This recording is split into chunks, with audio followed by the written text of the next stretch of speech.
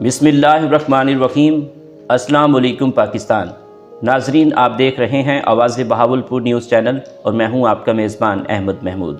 ناظرین، جیسا کہ آپ سب جانتے ہیں کہ ہم آپ لوگوں کے لیے آج کی شخصیت پروگرام لے کر آیا کرتے ہیں۔ آج میں آپ کو جس شخصیت کا تعارف کروانے جا رہا ہوں، آپ کسی تعارف کے محتاج نہیں ہیں۔ ڈائنامک پرسنالٹی ہمارے ساتھ موجود ہیں۔ جناب عزت مآب پروفیسر ڈاکٹر راؤ محمد افضل صاحب، سابق vice chancellor the Islamia university of Bahawalpur. ناظرین، جیسا کہ آپ کو پتہ ہے کہ رمضان المبارک کا مہینہ چل رہا ہے، آج ہم رمضان المبارک کے حوالے سے ڈاکٹر صاحب سے خصوصی گفتگو کریں گے، تو آئیے ڈاکٹر صاحب سے بات کرتے ہیں، ملاقات کرتے ہیں۔ السلام علیکم ڈاکٹر صاحب۔ وعلیکم السلام، کیا حال ہیں؟ ٹھیک ہیں؟ بالکل خیریت سے ہیں؟ ڈاکٹر صاحب آپ ٹھیک ہیں؟ رمضان شریف میں آپ سے ملاقات ہو گئی۔ جی سر۔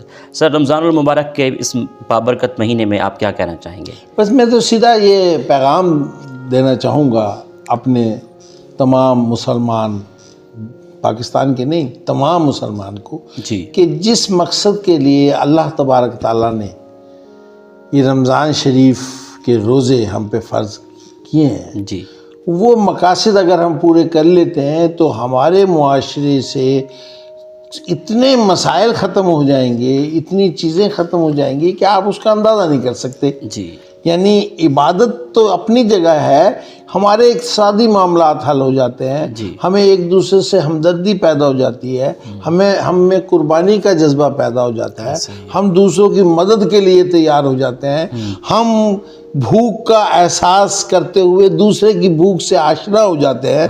ہمیں اگر یہ چیزیں اندر سے آئیں گی تو ہم نرم بھی ہوں گے، لوگوں کے لیے ہیلپ فل بھی ہوں گے، معاشرے میں۔ اب آپ کو پتہ ہے نا کہ رمضان شریف بھوکے رہنے کا نام نہیں ہے صرف، جی، رمضان شریف نظر کا بھی روزہ ہے، عمل کا بھی روزہ ہے، زبان کا بھی روزہ ہے۔ بات اس روزے سے مراد کیا ہے کہ ہر بری چیز سے آپ نے اسٹرکٹلی بچنا ہے، تب جا کے روزہ پورا ہوتا ہے۔ تو اس کا مطلب یہ ہے کہ آپ کا معاشرہ جون سا ہے وہ بہت اچھا معاشرہ ہو جائے گا۔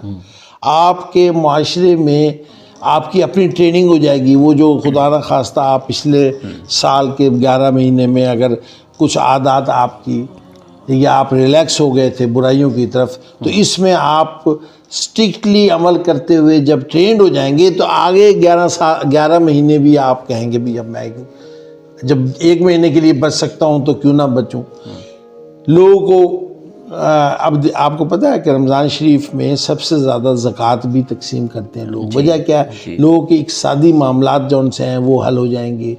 آپ کو پتہ ہے کہ جب عید آئے گی فطرانہ دیں گے، اس کا بھی مقصد ہے کہ آپ اپنی خوشیوں میں ہر بندے کو شامل کریں گے، چاہے وہ غریب ہے، چاہے وہ آپ کے محلے میں رہنے والا ہے، اگر اسے نہیں مہیا۔ تو اس کا مطلب ہے کہ یہ وہ اللہ تعالیٰ نے یہ ٹریننگ دی ہے مسلمانوں کو کہ نہ صرف آپ خود بھوکا رہ کر دیکھیں کہ ایک شخص اگر بھوکا ہو تو وہ اس پہ کیا گزرتی ہے، تو پھر آپ کا پڑوسی کبھی بھوکا نہیں سوئے گا۔